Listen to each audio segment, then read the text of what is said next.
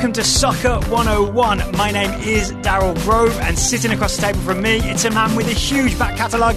His name is Taylor Rockwell. Hello. Hello. I am protesting this episode, though, because you called it Soccer 101, and it's obviously Football 101. Oh, you're taking the opposite side to usual? No, I'm not. Transatlantic. But I am making it on theme. So the episode you're about to hear is not a new episode. No.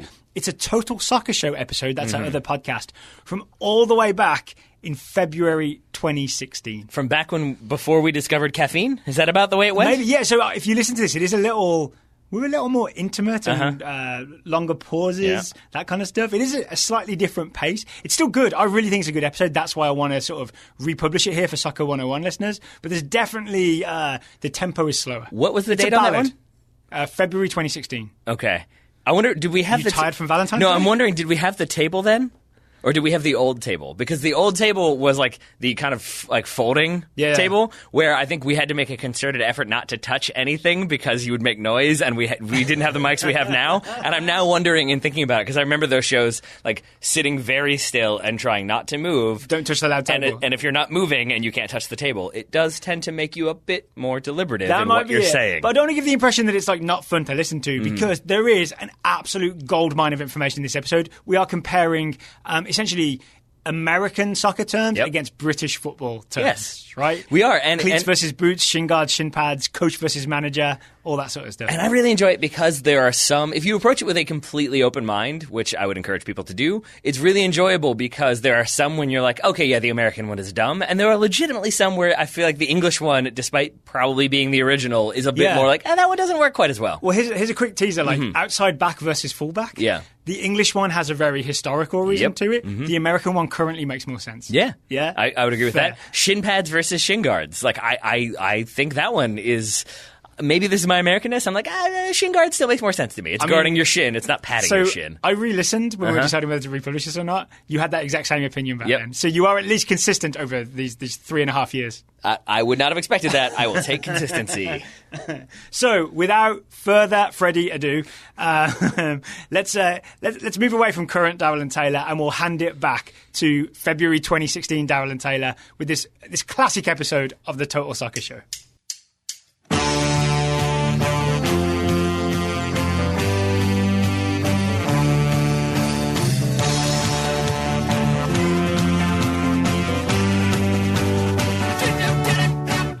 Hello and welcome to the Total Soccer Show, or maybe the Total Football Show. Nope. I am Daryl Grove, and I'm joined in studio by the yin to my yang, the Ben to my Jerry, the Michael Scott to my David Brent. It's Taylor Rockwell. Hello. In that connotation, I will take Michael Scott. No problem.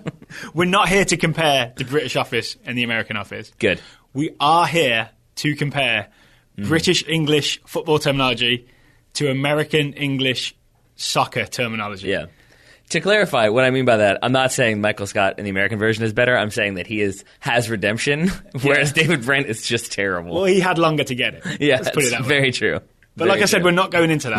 Right. Today we are going to compare terminology. Yep. We've been planning this show for a long time. We have. There's a lot of research gone into it. Indeed. We have 11 sets of terms, or 22 total, and we're each going to make or give the reasons why the word is what it is in our respective languages. Is languages the right word? Dialects? Sort of. Yeah. Our respective sides of the Atlantic. Yes. Yes. Indeed. So, but it's worth, I think you wanted to make the point before we get into this, Taylor, that we're not really arguing for right and wrong. There's no black and white here. No. There's only grey. Yeah, exactly. Okay, the way I would explain this is essentially that I think there isn't really one set rule. It's basically don't be a jerk is my rule. That if you want to say pitch, if you want to say field, if you want to say boots versus cleats, whatever, that's fine. But have that understanding as well so that when somebody says, soccer instead of football, don't be like, it's actually football. Yeah. Like, then you're a jerk. jerk. Don't be that guy. Yeah, exactly. Yeah. And then if you're using these terms, what I would say, it's the way my wife describes wearing sneakers. If you want to wear sneakers and you're in the United States, fine, no one cares. But if you're going to visit Italy where no one wears sneakers, if you want to look like you blend in, maybe wear some nice boots instead. That's what I would say here.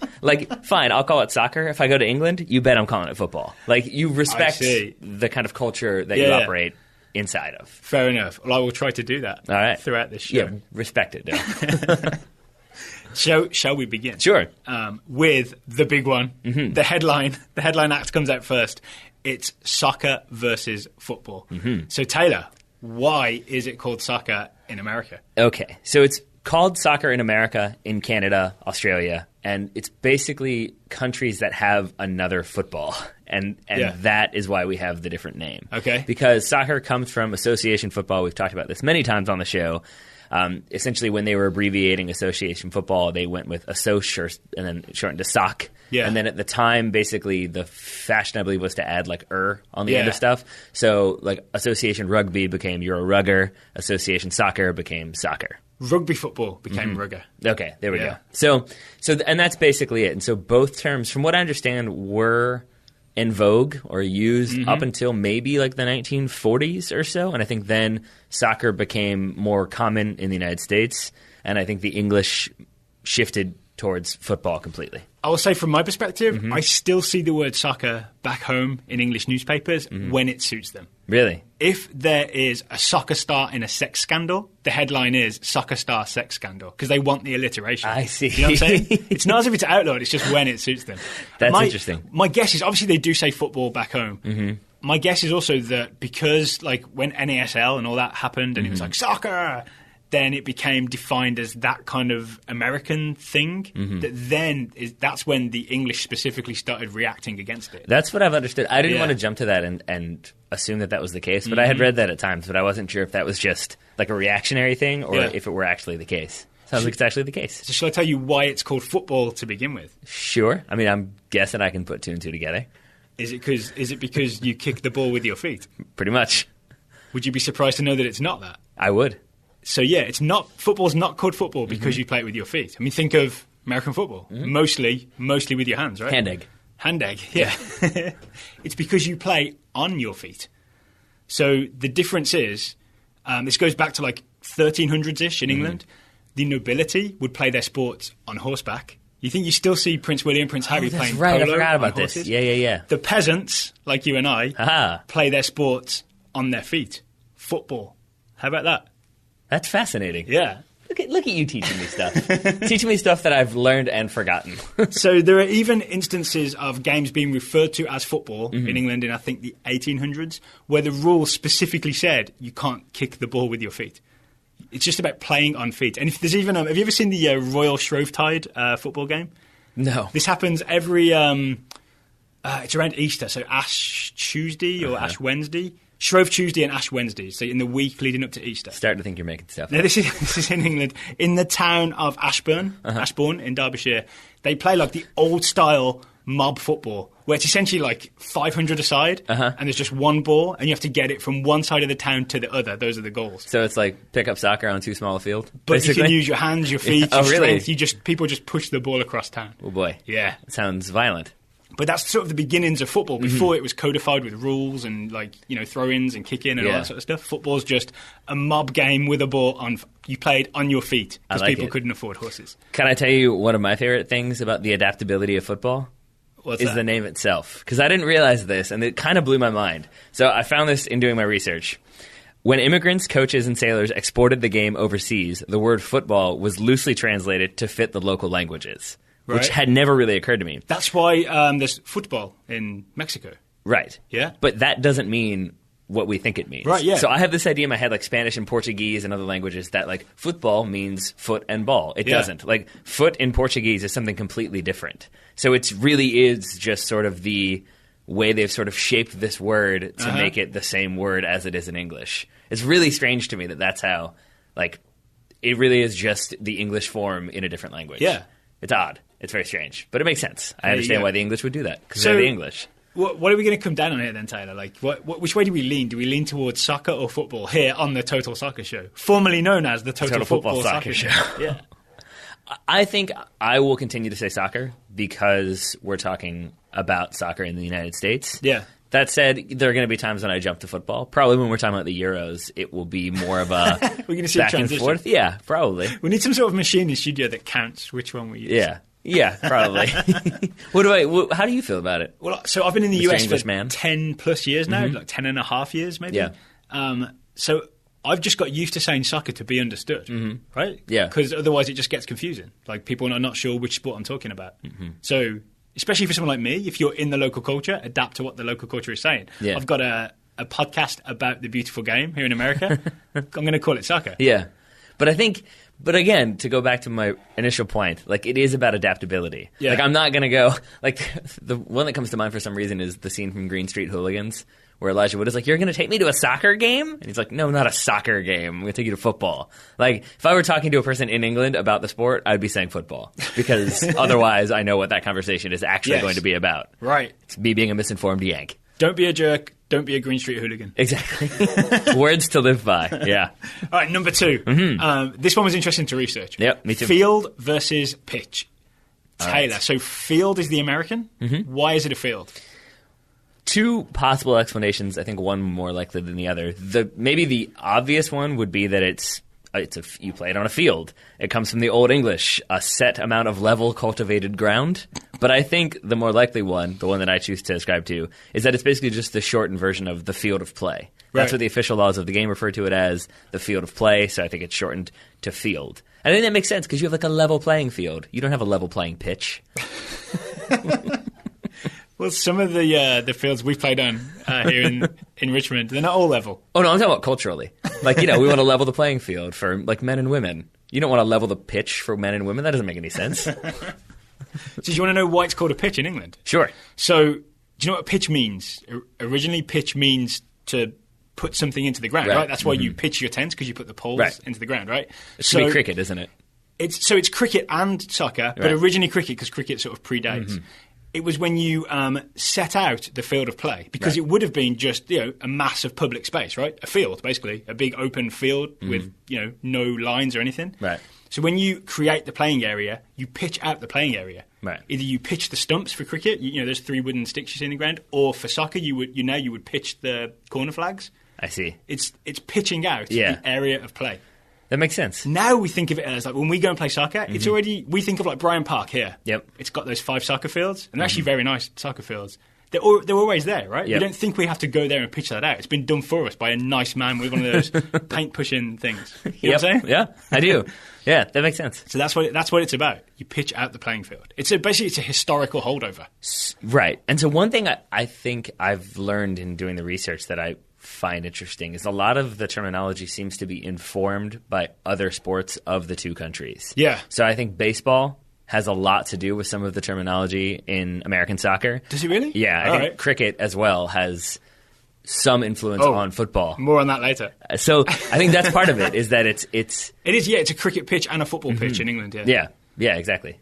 So interesting. I mean, I think, again, either one is okay. I probably tend to say pitch, though, more often than not. Yeah. I think. Well, you spend too much time with me. That's probably it as well. I mean, that is part of it. Like, I know I've picked up a few. And you read a lot of English media. There was a period when I called Roberto Martinez Roberto Martinez, because I listened to podcasts and, listened to, Gary Neville and Barry Glendenning refuse to say it properly. I know. So, I mean, I definitely, would pick up certain words and say them incorrectly, knowing better. I think you called me out on it. You're like, why are you saying it like that? Because that's his name. He's Spanish. What are you talking about? That's how James Richardson says it. I know. It's very confusing. So, which way do we lean then? Is there a right or wrong? No. I think it's a weird, abstract thing, because if I said, if I called you and I was like, hey, you're still going to the game today? Yeah, all right, I'll see you at the field. I would say that. I wouldn't say pitch. But I'd be like, oh, the pitch looks good. It's just it's a strange back and forth, where, again, I think I use it interchangeably. Interesting. And maybe the field, when you say it like that, means the general area where we're playing, but the pitch refers to the specific area. Yeah, because I think it's probably the field is the playing field of play. Yeah. Which is weird, but yeah, there you go. All right, let's move on to the third one. Let's do it. Uniform versus kit. Now, I would argue these are not identical. I would agree. Because, interesting. All right. Because I think... Tell me about uniform.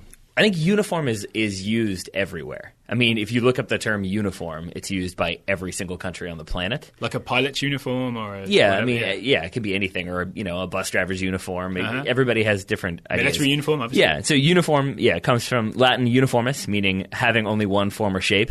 People have been using uniforms forever. I think the Romans and the Greeks, first ones. But what I would say is maybe more applicable in terms of the British versus American English would be jersey. That American usage of jersey versus kit, maybe. Does that make sense to you? It does, but to me they're two different things. Like the jersey is just the shirt, whereas kit is everything. Right. To me, kit includes your Shinguards or pads and your boots or cleats. Yeah, because I guess you're fully kitted out if you have everything. Right? Yeah.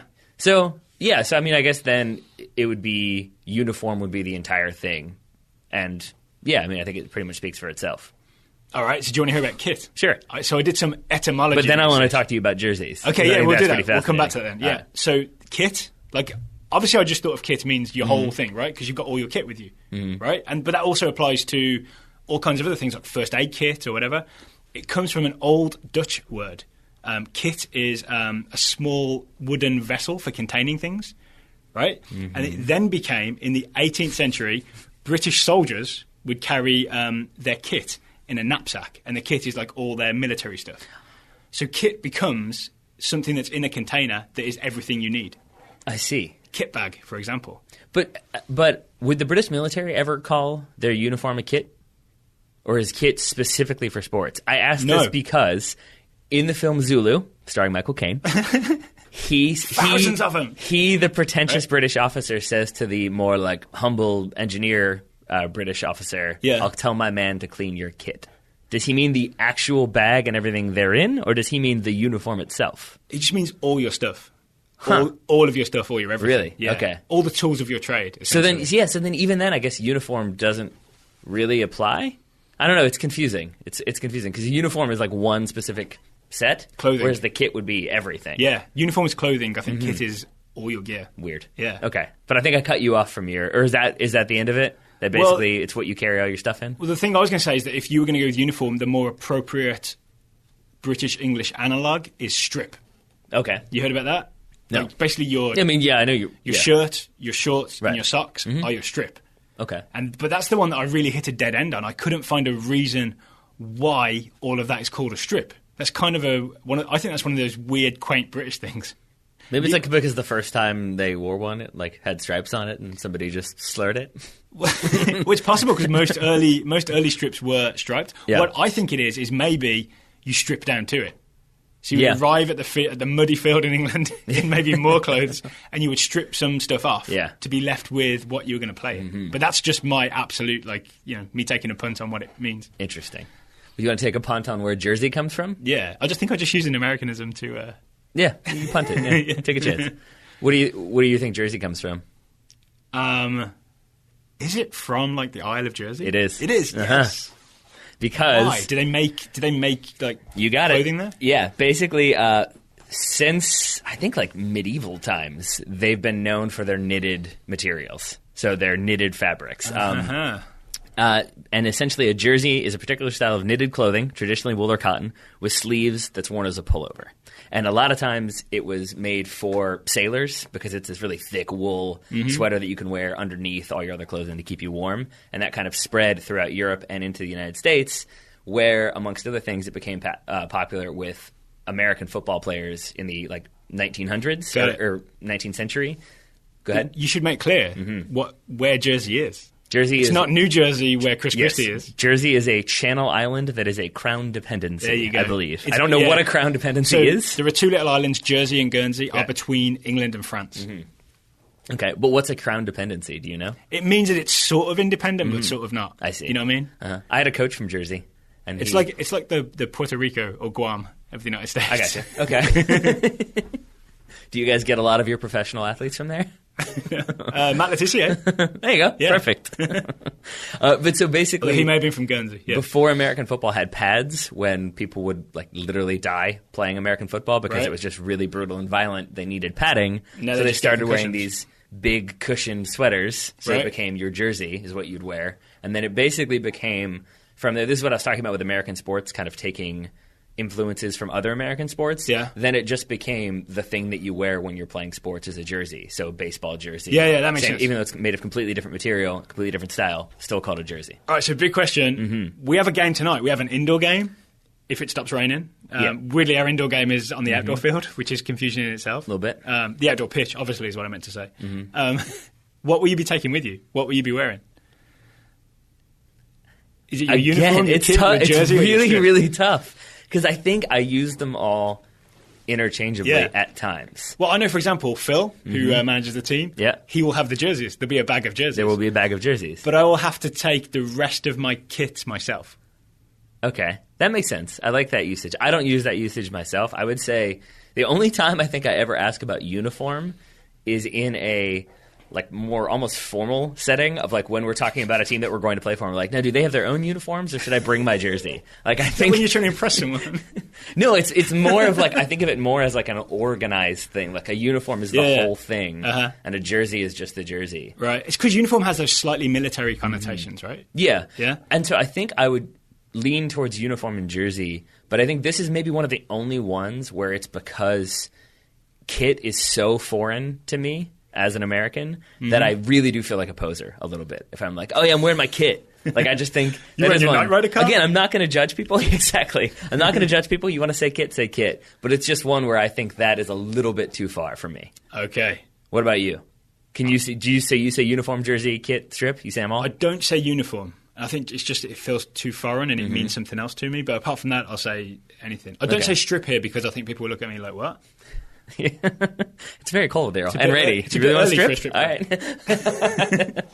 All right. So I think we've gotten to the bottom of that one. We sure have. Okay. Next up, cleats versus boots. It's a weird one. So Taylor, why on earth are they called cleats? I can tell you. And I will say, I sometimes say cleats. I have no idea why I'm saying it or what it means. I just Okay. know that I put them on my feet. So from the best I can understand, it takes its name from the things on the boat that you tie the knots to. Those are called cleats.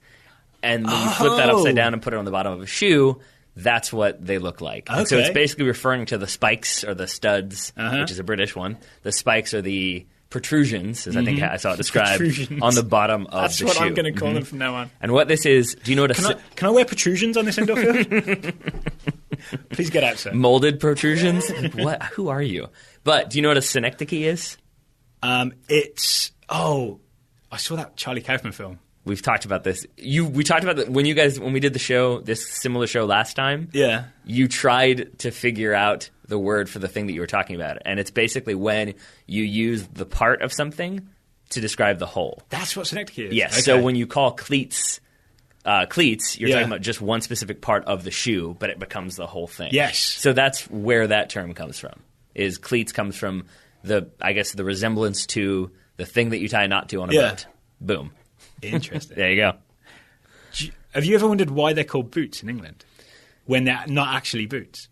So boots means when you think of they boots, used to right? be, But when didn't you they? think, so when you think of boots that you would wear, they would cover your ankles, right? If you're going to put boots on, they cover your ankles. Yeah, but I'm assuming they used to. That's exactly it. Because, and I only know this, I don't know why I know this, I read, maybe Margaret told me, my wife, because she's into British history, is that Henry VIII had a pair of football boots in his, like, archives or whatever, and I've seen a photo of them, and they look pretty bootish to me. Well, there's an example closer to home. What you got? Literally closer to my home. Oh, yeah. Do you remember? Your dad's? I took a photo of my dad's old football boots amazing. and his old football ball, which literally had all three things had laces. Yeah. And we put it on a Reddit, R Soccer, Yep. and it briefly, or a couple of days, went to the top of R Soccer, which is kind of a big deal. Yep. Right? It's why I have, like, good karma on Reddit. Is that because right? it's, like, one post. All my other posts get, like, one upvote or something like that one. That one got a lot. Yeah. Shout out to anyone listening to the show who Yep. also frequents Reddit/r/soccer. The Reddits, yeah. The Reddits. But if you can remember the boots in that picture, they were ankle high. Were they really? Yes. I didn't think about that. Yeah, I guess they would be, yeah. So that's why they're boots. The historical reason is, going back to the football thing that I was talking about, when it was, things were kind of crazy, very working class game, people wouldn't go to a soccer shop and buy the Adidas Predators in those days, right? You would wear your work boots because they were protective. Right. Right? All this lightweight fad and Cristiano Ronaldo and the Mercury and all that stuff, that's the present, right? No one wanted lightweight boots back then. They wanted big, tough boots that were going to protect you. Because if you broke your ankle, you were going to not be able to go to work for a few days. And because football was even rougher then. From what I understand, it was basically the shift from leather to vulcanized rubber is when you started to see like the move away from like actual like boot-looking things into a more athletic thing. I looked at the timeline. What you got? I do my research for the show. Nice. It's roughly like late 50s, early 60s is when things start changing, and things become more lightweight because it obviously gives you better technique to have like more lightweight boots. Also not waterlogged. Also not. Yeah, there's that too. So here's the question: what do you say? Boots. You say boots? Yep. Do you really? Mm-hmm. I sometimes say cleats. I find it weird I go back and forth. to say cleats now.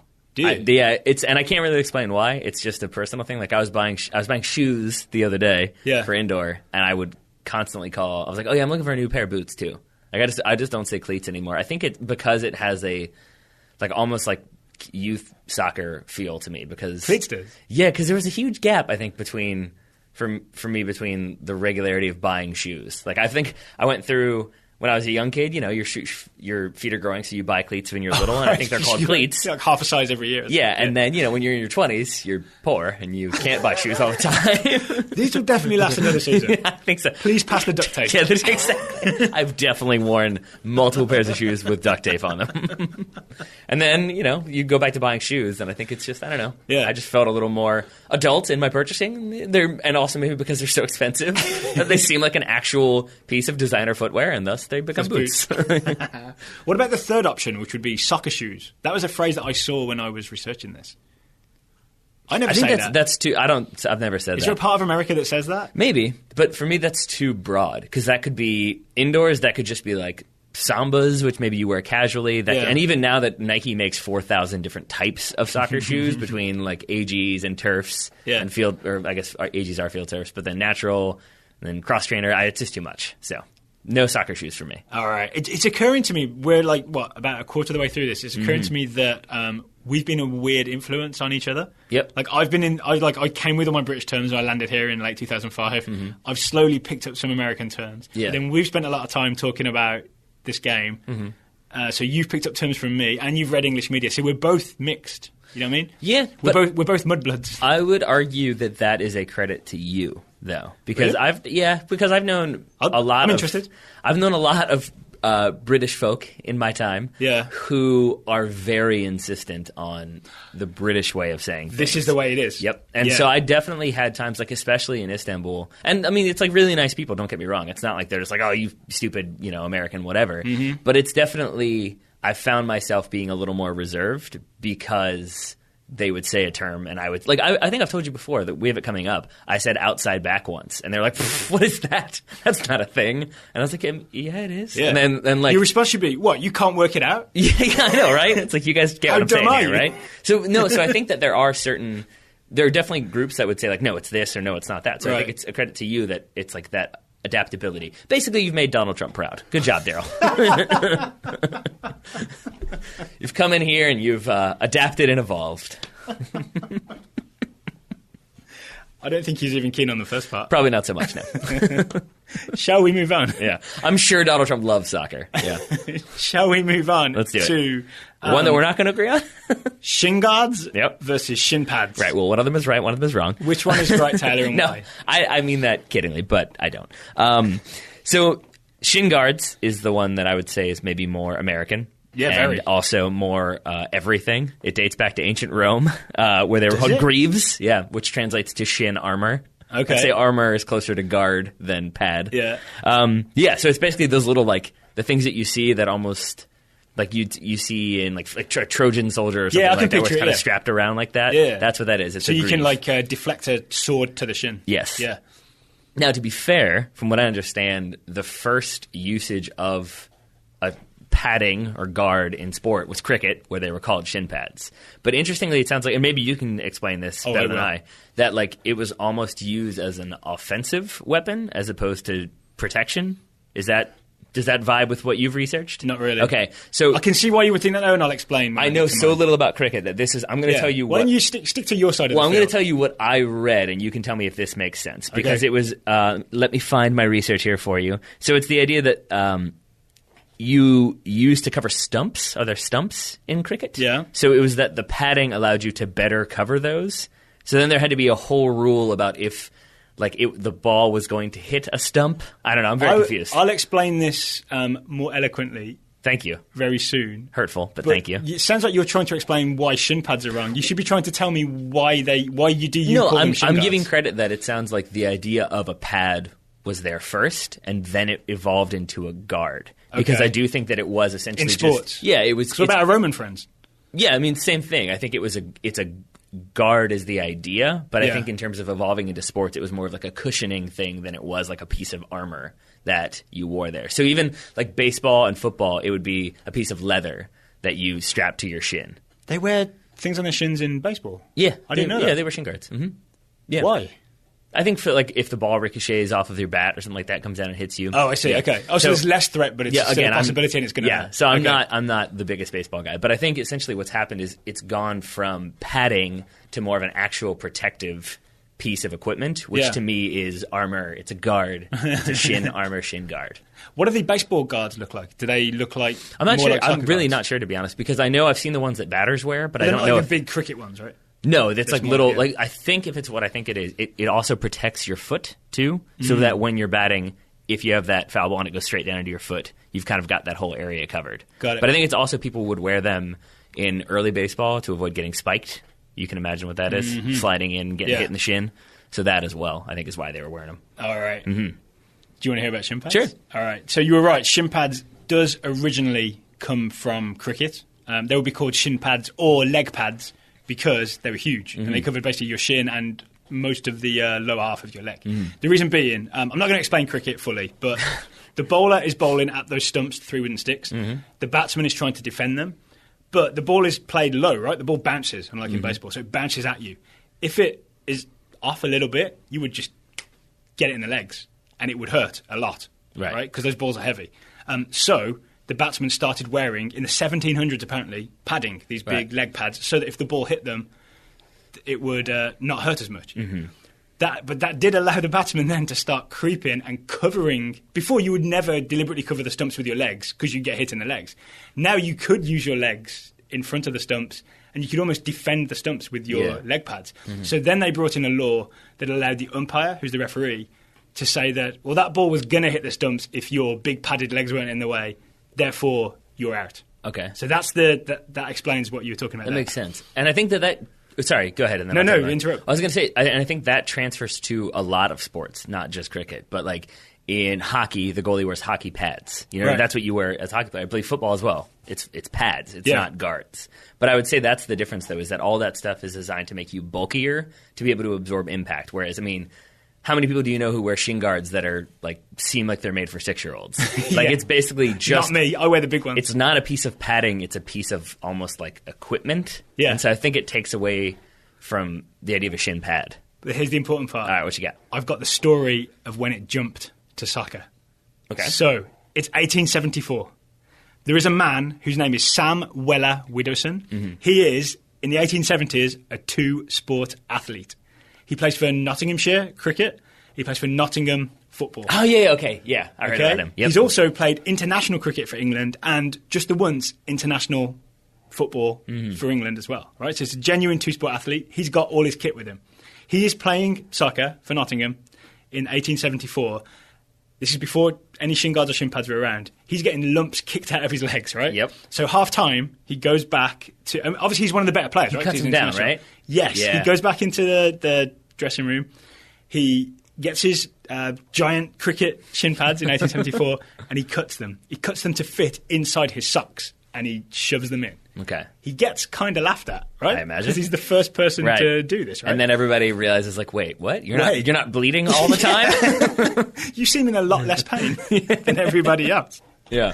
So that's why, it's because they were actual big pads, but then they were adapted, but the name stuck with it. Yeah. That's why they're called shin pads in England. It's so weird with sport how many things are like that. Like the story everybody goes with that's not sport related is like that whiteout was invented by a typist who got tired of having to rewrite documents. Yeah. That like Predators, the Adidas Predators, the same as Craig Johnson, who was like, I want more control of the ball. Yeah. And like, oh, I don't want my shins to be bleeding. Like it's just these little tiny like, I'm just going to do this. Like forget you guys. And then like 100 years later, I can't imagine not wearing those things. It's kind of weird, but awesome. Way to go, sports. So it sounds like you lean heavily towards shin guards being accurate. I think that's the only one where I'm just like, okay, England, great. You invented the game. We really appreciate that. You're wrong on this one. Is it just because it sounds right?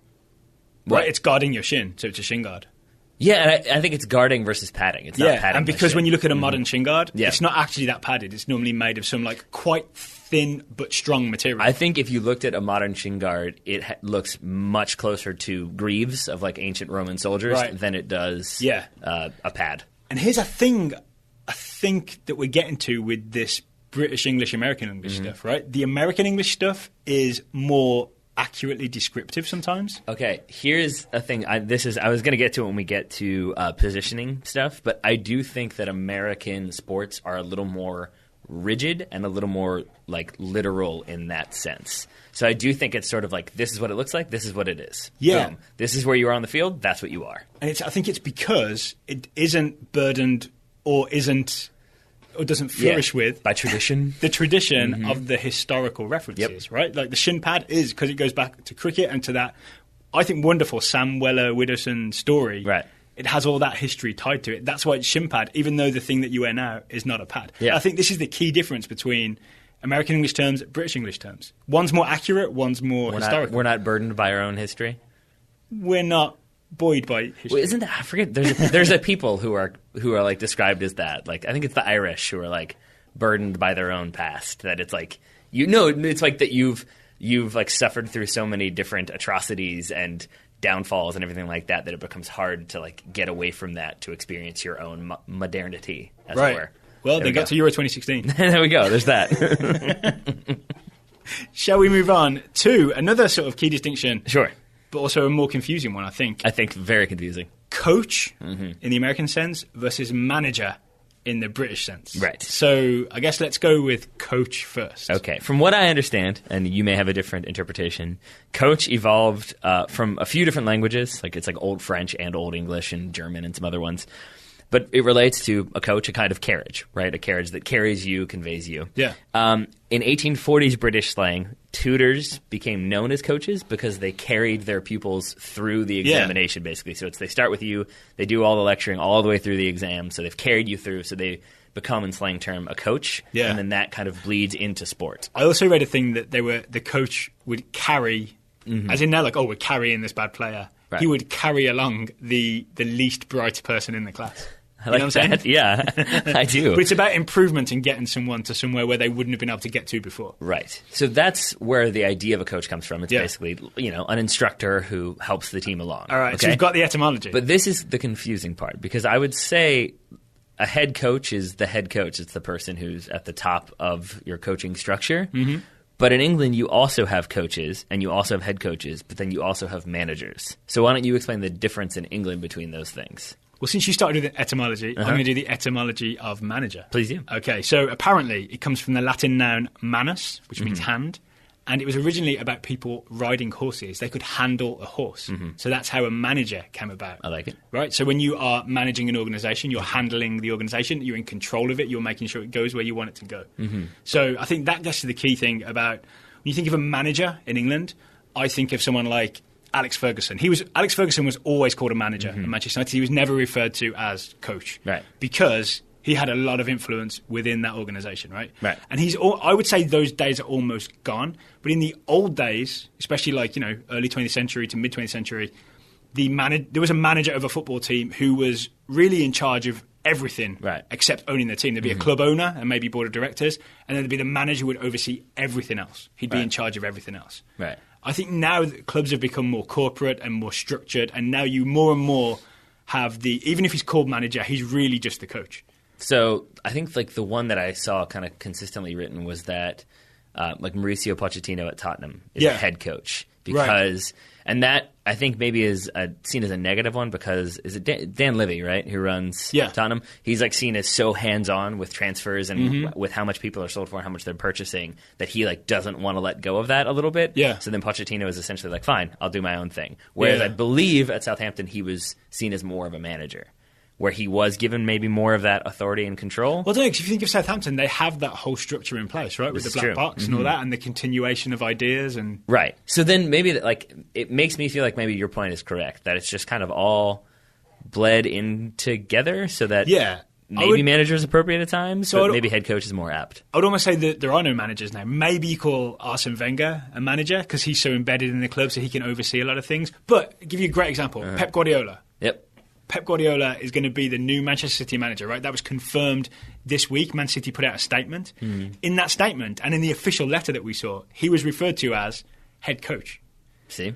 But I will guarantee Guardiola will pretty much have free reign in terms of transfers. It's also called the EPL, so, It was called the EPL. Grain of salt. That's interesting, right? But the fact they call him head coach means that even when they've got a manager, I'm going to call him a manager, coming in who's going to have a lot of power and a lot of authority, almost in a Ferguson-y kind of way, just because he's so respected and they've been sending him love letters for like 2 years now. Yeah. True, right? Even he is called head coach. And I think it might be, this isn't so much a British-American thing as a British versus everybody thing, that English clubs have finally got on side with the rest of the world in not making the manager, quote-unquote, an all-powerful figure. Because in Germany, France, Italy, they've always had sort of technical directors and team managers. Britain was the holdout. Okay. So I want to try something. You tell me, coach or manager?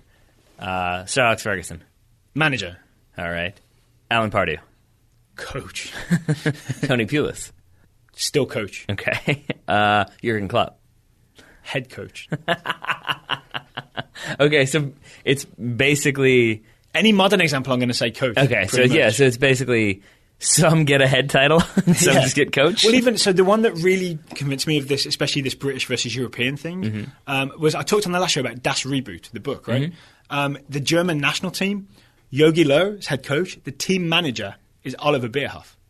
Interesting. Oliver Bierhoff, and he's responsible for helping contact the clubs to get the players called up. He's responsible for logistics. Yeah. Logistics. He was apparently specifically responsible for selecting the camp, the place where the German team would stay during the World Cup. Wow. And they ended up going into a place that was newly constructed. Yeah. And he was on the hook. If that had gone wrong... I know. That's what I'm saying. That's why I said, wow, like that. Like, that's a lot of pressure. And they were apparently... the only way to get there was to go down the river on a boat.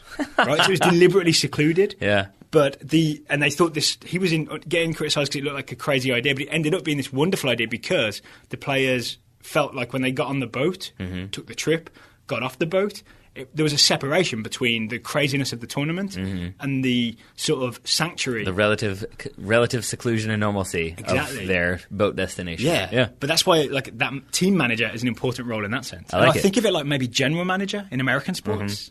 Is that accurate? Yeah, I think so. I think the general manager is generally more doing the logistics. Yeah.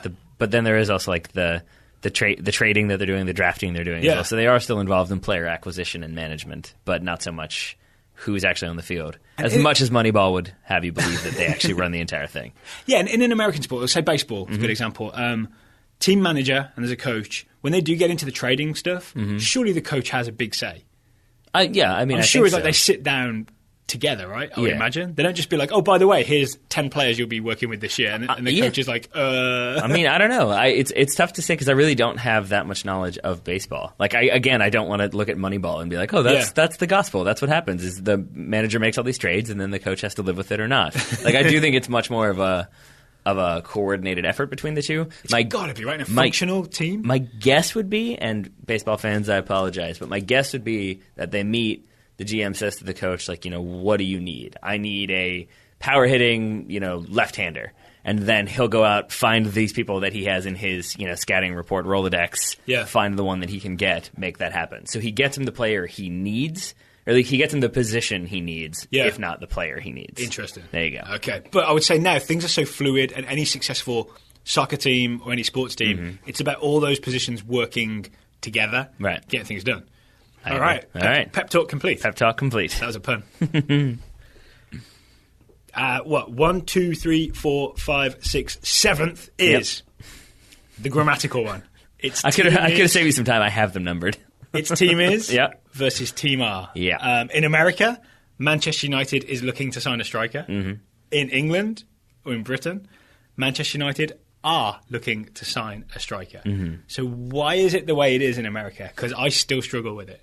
It's because At least and I sometimes write for a living here. Oh, I absolutely, I know. I have struggled with it as well. We've both been soccer editors in our time. It's very frustrating at times. I had a music review in a local alt weekly here, reviewing, I think, an Oasis album. Yep. And the whole review, I said, Oasis are doing this, Oasis are doing this. They changed it to Oasis is doing this. Right. And I was arguing with them, that sounds terrible. It sounds terrible, but I think that is the...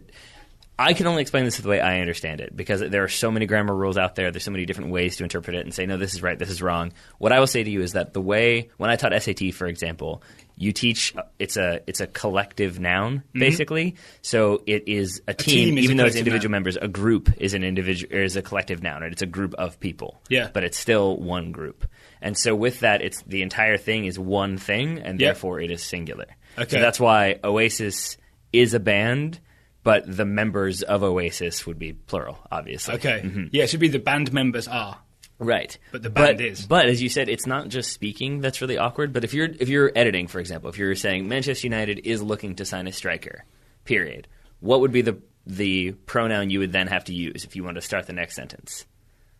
It. Right, which is so weird. Like, it is hoping to get a Dutch forward. Like, that sounds so odd. Yeah. And you end up having to use, like, the club or little workaround so it doesn't sound so strange. So I tend to try to use the singular one, since in my mind that's what's grammatically correct. Yeah. But it definitely does not sound like the right way to say it. And I would say it's easier in British English, where collective nouns are referred to with plural verbs. Right. Right? I think it absolutely is. It just makes everything smoother. Yep. And it's far less complicated. Yeah. But that's the frustrating thing. It's also nicer, I think. Yeah. I think it's nicer to think of Manchester United as a collection of people. Even the front office stuff. Like, I think it's nicer to think of everybody at Manchester United, all these different people. Yeah. They are looking to sign a striker. They're all doing the work for it. Yeah. Instead of Manchester United, just this cold, like, entity that is like monolithic and isn't made up of individuals. Yeah. And I say that with companies as well. Like, to me, it makes companies more human. Like, Sony is doing this versus Sony are. The people who work at Sony are doing this. I think you're going emotional. I don't know how I feel about that one. And I like the article, though, that you... Ironic. The interview that you sent me with, I think, the editor of Deadspin. Yes. Who's basically saying that he blamed it on... On the Media podcast radio show. And he's saying he blamed it on, like, NBA teams that didn't want to have a plural mascot. So the Miami Heat would be one. Nowadays, the Oklahoma City Thunder also won. That was the problem. It was the 2012 NBA Finals between Heat and Thunder. Right. It became problematic for people writing headlines. Right. It's like the Heat are. That just sounds weird. But the Heat is... then it gets you into troubles as well. Well, their problem also was that you couldn't break it down into individual units, right? Because I think the argument I read was that when it's the Yankees, and then when you want to refer to a player, they are a Yankee. It's like a single unit of Yankee, right? But with heat... You can't have a single unit of heat. Yeah. A calorie of heat, is what I think he said. Yeah. Well, and it's just... it's... I think at the end of the day, it's grammatically, in the United States, it's always going to be the team is... but we don't speak grammatically correctly, really ever. It's really we don't talk good. No, we don't. But it's there's the obvious ones. I could care less. That isn't the saying. It's I couldn't care less. Yeah. Like, there's those little things, and it really frustrates. I'll say this, having taught Turkish students to get a good score on the SAT, it's wildly frustrating. It's like why do you do it that way? That's the rule, but that's not how anyone talks. Like it really is. Frustrating, I think, because there's so many rules in place. So can we say with this one, maybe we are going to lean towards Team R? I don't see. I honestly, I yield to you, the editor. So if you, and that's where I think maybe it's hard for me because I can't separate it from like my job editing. Right. That I've kind of always gone back and changed it to singular because I assume that's what I should be doing. What would you do? So one of my other jobs, I do some copy editing for a university. Right. So I can't just put my own spin on that stuff. Like I have to go with. And in those situations, what would it be? Mostly, it's the university is, for example. Right. It is the university is looking to do this. So I guess then I will continue to write as the team is, but I think in talking, I'm almost always going to say Manchester United are. There we go. Yep. I think we've solved it. Yeah. Well done. Sure. Because I mean, even to be fair, even that podcast that you talked about, like they don't really solve it in the end. They just say because he says like, he just points out how hard it is. Basically. Yeah, and then he basically says that there's like other like subtext to using our as like a plural noun. That's weird. I don't know. It's all about music and stuff. It's confusing. Well, he ends up saying that basically we try to be grammatically correct, but we ultimately go with the sound test. Like, that's right. Does it sound correct? Which is essentially what we're saying, the same thing. Okay. So he says basically... Tom Skoko. That's the Deadspin editors. Okay. Yeah. He basically says we would prefer not to have to think about this thing, but we have to. It'd be way easier just to have a rule and roll with it. All right, Taylor. Number 8. Okay. It is outside backs versus fullbacks. This is your right backs and your left backs. Yep. Why in America are they called outside backs when the correct term is fullbacks?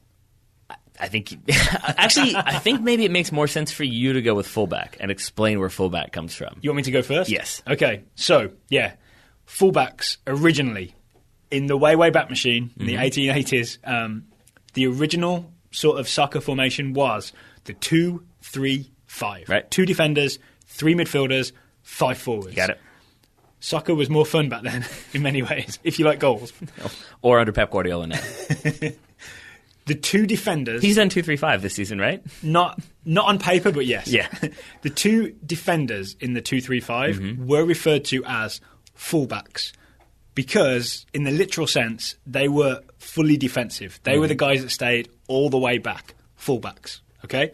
Then as formations changed is where it gets complicated, or where it gets explained, I want to say. So your next step is the 3-2-5, the WM, pioneered by Herbert Chapman, I believe, at Arsenal in the 1920s. He moved one of the midfielders back to join the defenders. He put that new defender between the fullbacks. So these 2 guys that were central have now been pushed slightly wide. Make sense?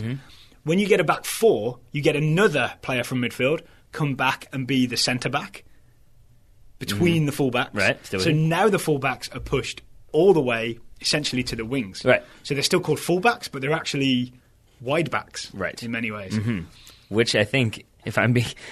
what I said before is that I think sometimes American sports are a little more rigid or a little more literal, and I think that's where this comes from. If you look at the way, like, a lot of American positions would be described, if you're a 10-year-old American playing soccer in the 70s and 80s and it's a foreign thing, it probably is a little bit more simple between saying fullback and saying, okay, you're on the outside, you're the outside back, you're the center back, you're the outside midfielder, you're the central midfielder, you are the forward. And like that is kind of, you're telling them where they're playing on the field in the position. Yes. Does that make sense? Absolutely. That's what I would say. Yeah, no, that absolutely makes sense. I think, honestly, I think part of the youth soccer stuff is the reason that American terms are more descriptive, right? Yeah. Because it has to make sense when you're trying to tell kids like what their position is. Yep. You don't have to like give the kid a 5-minute lecture on Herbert Chapman and the WM. Yep. So that he can explain that he's going to be standing over there.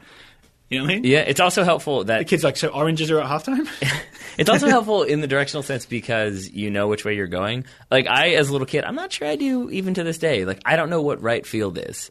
Because I don't know... baseball again? Yeah. Because I don't know if right field is when you're looking from the batter's box, is it the right-hand side, or is it from the team looking at you, which way it is? I imagine the way to tell is stand where you think you should be, and if the other team suddenly scores a ton of runs, you're in the wrong place. Honestly, I remember I have not played like organized... I've never played organized baseball. I've played T-ball. And basically my strategy was when I was 6. I remember my strategy, he'd be like, all right, go play right field, which instantly means I'm terrible. Keep that in mind. Oh, is right field where you put the worst player? Yeah, it's like you just hide them way out there and hope that they... I played most of the game looking through my glove because it has this little like mesh window in it, and I'd just be like, oh, I can still see the field. Like a harmless Bane. First of all, dibs on that as my new nickname. Second of all, not the greatest baseball player, but basically what I would do is kind of slowly wander out towards the outfield and then like look back at the coach and be like, huh? Am I heading the right direction? And then he'd just point, and then I'd walk that way. That was my professional career in T-ball. Didn't last long. So to get us back to outside back versus fullback, I think this is maybe the best example of the thing we talked about earlier, about the British terms being archaic and traditional, but because of that being kind of incorrect if you take them literally now, and then the American terms being basically just more modern descriptors. Yeah. Is that fair? I like it. So I think you could still use them all and people would know what you're talking about, but I think I think the British one gets less correct every year because fullbacks are now getting farther and farther forward. Like you think about Dani Alves is right back at Barcelona. We had a whole long text conversation about this last night. Well, we watched the Barcelona Atletico game and look where Dani Alves was most of the time. But I think we're actually sort of in There's nothing full about his being back. Weirdly, I think, but in this conversation, we're talking about two terms when there are two other terms that are used to this day that are much easier, which is left back and right back. That's what I think everybody would agree upon, and that's what we tend to use. So, like, I don't even think I say outside backs anymore. I'd say, like, oh, they've got a good left back and a good right back. Like, or their left and right backs are good, maybe? Yeah. But I think usually I'd say them independently of each other, and I would say left and right. And I think that maybe makes more sense. It might just be that the outside idea is odd for Brits. So we found a workaround. Yeah, left sure. back and right back. Yep. It's just to be more specific. Yep, right. Exactly. Very Total Soccer Show. Yeah, there we go. All right, number 9. The goal-scoring thing on our list. Mm-hmm. Not really, because if no goals have been scored, it's either overtime or extra time. Right. In America, I think you guys refer to it as overtime when you play the extra 30 minutes at the end of 90 minutes to decide a winner. In England, we call it extra time. Right. Why do you call it overtime? I'm assuming it comes from other sports. I mean, yeah, but it's just the basic concept is that time is over, so you're going over time. I mean, that's basically all there is to it. It's just that the time that happens after the end of regulation time is overtime. Boom. Done. Simple. Yeah. Well, can we get into a little bit about what happens in other sports there? Because I know, for example, I've watched a bit of NFL, and I remember watching a game where overtime was like whoever scores next wins, sort of. Yeah, it's football is that's what. Yeah, you got it. Boom, done. It's sort of that's how it used to be. So it was basically you have a 15-minute quarter as you would in regular normal time. Yep, exactly. There you go. But it used to be whoever scores first wins. So it kind of was golden goal. Yeah. They've changed that a little bit because I think what would end up happening is almost always whoever had possession would get in field goal range and kick a field goal. Got it. And now I'm pretty sure it's – I haven't watched much football this season because there's been some soccer going on. But I believe it is – or maybe it happened a couple years ago. It's if you kick a field goal, then the other team gets a chance to try to score as well. I see. But if you score a touchdown, then you win. So if you're the first team to score the touchdown, the other team doesn't get to try again. Got it. Basically. Mm-hmm. But like hockey used to have overtime, but then it wasn't as exciting. So they went. I think they go directly to shootouts. Basketball has overtime though, and that one keeps going and going and going. I would make the case that overtime is sort of inaccurate. Yep. Whereas extra time, I think, is the correct term. I think overtime has essentially been borrowed from American sports because it's overtime in all the other major sports, right? And so people have just like assumed that when soccer gets the extra time, that's what it's called. And I think the reason it's misleading is because the overtime stuff gets confused with added time, injury time. The stuff that happens from 90 minutes... stoppage time. Stoppage time, when the referee adds time on for, injuries and substitutions or that, when you get in the 90 plus 1 plus 2 plus 3 zone. So the official term is extra time. Right. Like when you see score sheets, it will say ET, meaning extra time. Like it's an official term. Yeah, and I think this is one I understand why people would call it overtime because that's what every other American sport has. Yeah. But I don't think I've ever called it overtime. Oh, you don't? No. Okay, I was expecting you to make the case for it. No, I don't think. I think I think what happens though more often than not for me is that I get confused and sometimes say like overtime is extra time, or I'll call it extra time. But I think sometimes I'll also call stoppage time, injury time, extra time. I see. That's where I think it can get confusing. So maybe that's why a lot of Americans do say overtime because at least in their head that specifically is the like additional period, as opposed to this weird this weird mysterious thing at the end of the game. Yep. It's sometimes. So yeah, I think maybe that's what it becomes. Because injury time is a crazy, arbitrary, bizarre thing. It's like if you don't know if a guy's name is Kirk or Kurt, so you're just like, yeah, Kurt. And you leave it like that. It might just be that. K-Man! Sometimes it's overtime. We're going to overtime. Hooray, overtime. Mumble time. Yeah. All right, number 10. Shutout versus clean sheet. Taylor, why do you constantly say shutout? All the time. Or why do people say shutout? Because I usually play on teams that have very good defenses. I'm taking that as a compliment. I did as much work as I could to figure out an example or like where shutout comes from. Yeah. I mean, and it's literal, right? We've shut you out. Like if you throw someone out of your house and close the door and don't let them in, you're not letting someone into your goal. Yeah, and so there it is. Yeah, basically. And Fred Flintstone tries to do with his cat. There you go. I cannot speak to that. Yeah. Since I don't think I've watched the Flintstones ever. Really? Could be wrong. Well, other than the Flintstones movie, Viva Rock Vegas, you're welcome. So my guess would be, from what I've read, that its origin is in baseball, and it's basically if the other team failed to score.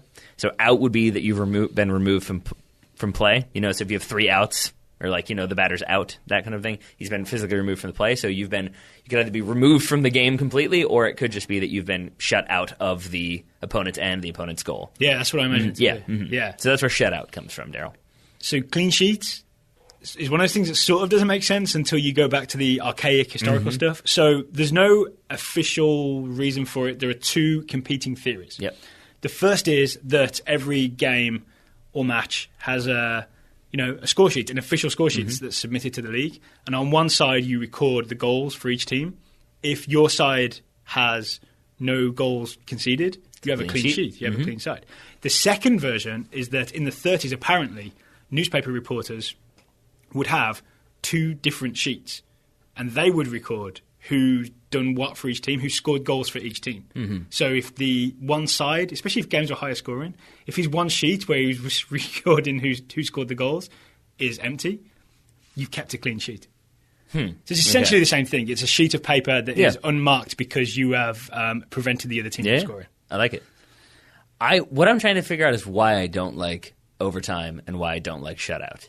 Yeah, because you seem more negative on those two than on all the other American terms. And I think it might be because it makes me think of Major League Soccer in its early days, where I think about like fluorescent Major League Soccer. This is the best way I can explain it. That's how I think of that. And I know this is odd. I'm not saying this is the case for everyone. Me personally, I think I think of those as like bright neon colors. Yes. Like, we're going to overtime, and he's got a shutout. That's what I was saying. That's the fluorescent era. Yeah, exactly. And it's just very like loud and sort of the most like we're doing our own thing, and you should be like interested in it for that reason. And so it stands out to me in that way. And like these are the two terms I think that are like where I kind of agree with like the pinky up on the teacup of like, oh, you American brutes. Like it's clearly extra time and clean sheet.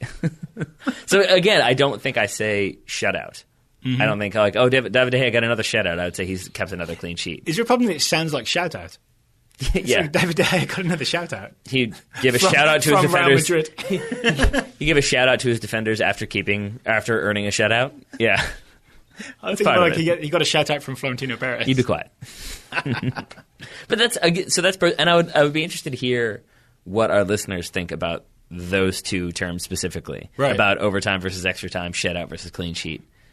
Because I might just speak for myself there. I probably do, since that's physically the only thing I could be doing. Yeah. Well, the email address is contact@totalsoccershow.com. There's one more, Taylor. There is. It's Sideline versus Touchline. This is the edge of the long edges of the field down the side, from where if it goes out, you throw the ball in. I'm just describing. Pretty much done my job for me. Just describing it for listeners. Yeah. So yeah, Taylor, why do Americans call it a sideline? I mean, again, I think it's more a little bit it's more an rigid. outside back type thing, right? Yeah, it's the line on the side. Exactly. Your turn. Is that it? Yeah. So touchline's a little more complicated. It mostly comes from rugby, that when the ball goes out over the line to the side, which we will call maybe the sideline, the ball is referred to as being kicked into touch. Right. I couldn't find a firm reason why it's called into touch, but it could be, I think you suggested we talked off air, it could be that then the players can touch it. For a throw-in, for example, you throw it back in. Yeah. But that's also weird because rugby, also it's called into touch, and they touch it all the time because they carry the ball. Okay, but what happens when the ball goes out in rugby? The play's dead, obviously. Whatever play was happening is dead. And then one team throws the ball in. Right. Do you know this already, or are you asking me? Okay, I do. Yeah. They throw the ball in, the two teams jump to try and catch it. But my point is... it's the best part of rugby. But my point is, I think... again, this is me kind of speculating based on some stuff I read, that, I heard the same thing, I heard what you were saying, which is that it is... When the ball goes out of bounds, that's when the player can touch it, take the throw, and he's the first one to touch it, so touchline. But I think maybe it's that play stops completely, and so then only one team is allowed to touch the ball. Maybe. So it's basically, we're speculating. It's the only time when the ball's on the field, outside of a free kick, I guess, that only one team can go for the ball, basically. And so maybe in that regard, that's where touchline comes from. Maybe. And then obviously obviously one team is permitted to touch. Soccer and rugby were sort of developed more or less at the same time. So that's why this term is more prevalent in rugby, but has sort of been transported over to football. Yeah. If we have any listeners who are rugby players or fans, and I think we do, please let us know, why is it called into touch? Right? When the ball goes out of bounds, essentially, why is it into touch? Yeah. Yeah, I'd like to know. I'd be interested to know the etymology or any stories that explain why that is the way it is. I like it. Daryl, so before we transition out of this one thing I did want to talk to you about, we talked about a little bit off air. It's something that and has come up before. It's about which version, American English or British English, is closer to the English that we would have spoken if we were still together. If we were still one unified, basically in the 18th century, in the 1700s and the 1600s too. Which one is closer? Because I think people always just assume that British English is the closer one to what was spoken. And it's weird because it seems like it's kind of a combination, that American English is closer in some ways, British English closer in other ways. Closer to what exactly? To the form of English that would have been spoken like at the time of independence, basically. Where? Here or in Britain? In Britain. Odd, right? So the idea would be that certain words didn't change over time. So the ones I have for you are the A in cat. That the way we say cat is different than, how do you say cat? Cat. Like it's like the cot thing. Father and mother saying the R. That was a historical British tendency, whereas now you'd say, how would you? I'd say dad, but I'd say father. Yeah, you say father. So it's little things like that, but then in a lot of other ways, the British is closer to the original British. So it's weird that people just assume it's one or the other, but in reality, it's this weird mix. I never even think about it. Well, there you go. Maybe I'm the only one who does that. Maybe. Listeners, if you have any thoughts about what Tyler was just talking about, or about British English versus American English football/soccer terminology, please email them to contact@totalsoccershow.com. Taylor, thank you for taking the time to talk to me in both languages today. Daryl, thank you for taking the time to talk to me in the same language today. Well, you know what Judge Bernard Shaw said. I do. Thanks to you. Listeners, thank you for listening. We will talk to you on Friday night and Saturday morning.